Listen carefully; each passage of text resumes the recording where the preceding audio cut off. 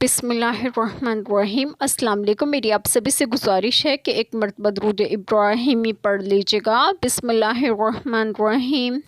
اللہم صلی علی محمد وعلی آل محمد کما صلیت علی ابراہیم وعلی آل ابراہیم انک حمید مجید۔ اللہم بارک علی محمد وعلی آل محمد کما بارکت علی ابراہیم وعلی آل ابراہیم انک حمید مجید۔ بسم اللہ الرحمن الرحیم۔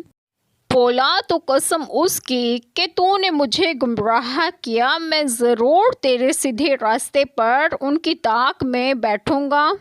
بسم اللہ الرحمن الرحیم۔ آج جو بات میں آپ لوگوں سے ڈسکس کروں گی وہ یہ ہے کہ آیت کریمہ میں ہے کہ بولا تو قسم اس کی کہ تو نے مجھے گمراہ کیا، میں ضرور تیرے سیدھے راستے پر ان کی طاق میں بیٹھوں گا، یعنی بنی آدم علیہ السلام کے دل میں وسوسے ڈالوں گا اور انہیں باطل کی طرف مائل کروں گا،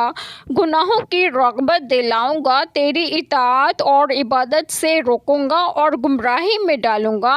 ابلیس کا مقصد اولاد آدم علیہ السلام کی کثیر تعداد کو گمراہ کرنا تھا تاکہ آدم علیہ السلام سے انتقام لے سکے، جن کی وجہ سے وہ اللہ تعالیٰ کی رحمت سے دور کر دیا گیا۔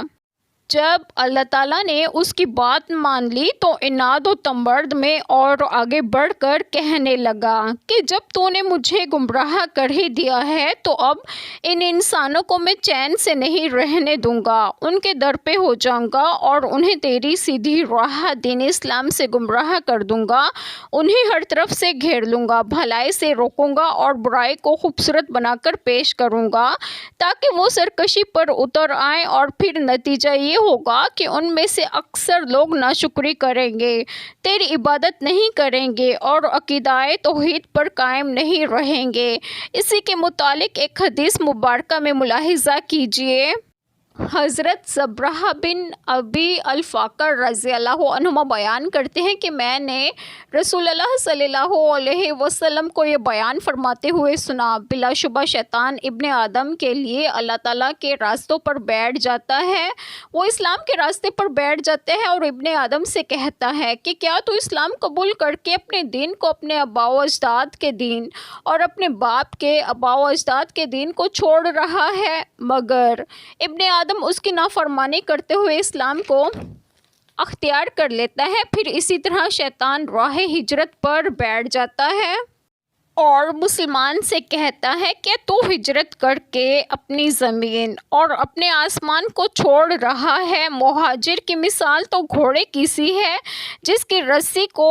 دراز کر دیا گیا ہو، مگر مومن شیطان کی نافرمانی کر کے ہجرت کر لیتا ہے، پھر وہ مومن کے لیے راہ جہاد پر بیٹھ جاتا ہے اور اسے کہتا ہے یہ تو بس نفس اور مال کی مشقت ہے، سو اگر تو جنگ کرے گا تو مارا جائے گا، پھر تیری بیوی سے کوئی نکاح کر لے گا اور تیرا مال تقسیم کر لیا جائے گا۔ مگر مرد مومن شیطان کی نافرمانی کرتے ہوئے جہاد کرتا ہے۔ رسول اللہ صلی اللہ علیہ وسلم نے فرمایا جو مسلمان یہ کام کرتے ہوئے فوت ہو جائے تو اللہ تعالیٰ پر یہ حق ہے کہ وہ اسے جنت میں داخل کرے، یا اگر شہید ہو جائے تو اللہ تعالیٰ پر یہ حق ہے کہ وہ اسے جنت میں داخل کرے، اگر غرق ہو جائے تو اللہ تعالیٰ پر یہ حق ہے کہ وہ اسے جنت میں داخل کرے، اگر اس کی سواری کو گرا دے اور وہ فوت ہو جائے تو بھی اللہ تعالیٰ پر یہ حق ہے کہ وہ اسے جنت میں داخل کر دے۔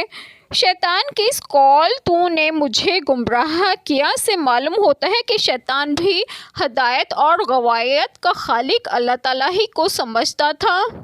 ابلیس کی شیطانیت دیکھیے کہ گمراہ ہونے میں سارا قصور اللہ تعالیٰ کے ذمے لگا دیا ہے اور اپنے اختیار کی نفی کر رہا ہے، یہی جبریہ کا عقیدہ ہے، اور مشرکین نے بھی اللہ تعالیٰ کے ذمے ہی الزام لگایا کہ اگر وہ چاہتا تو ہم شرک نہ کرتے۔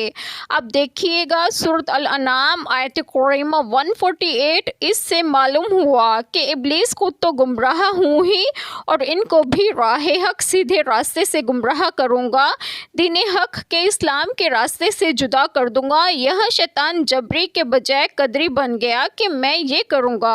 اور وہ کروں گا۔ پہلے کہتا تھا کہ سب تو نے کیا ہے، اس سے معلوم ہوا کہ شیطان میں جبری اور قدری تقدیر کا منکر ہونے کی دونوں گمراہیاں موجود ہیں، جبکہ ایمان ان دونوں کے درمیان ہے۔ ایک چھوٹی سی دعا جو میں ضرور کروں گی کہ اللہ تعالیٰ ہم سب کے تمام گناہوں کو معاف فرمائے اور ہمیں صراط مستقیم کی راہ پر گامزن کریں، اور آپ سب کی تمام جائز دعائیں قبول فرمائے، اور جو لوگ بے اولاد ہیں انہیں نیک اور صالحین اولاد عطا فرمائے، اور جو لوگ بیمار ہیں انہیں بھی صحت و تندرستگی عطا فرمائے، اور آپ سب کو آپ کے گھروں میں خوش و خرم رکھیں اور صحت و تندرستگی بھی دیں۔ آمین۔ جزاک اللہ خیر۔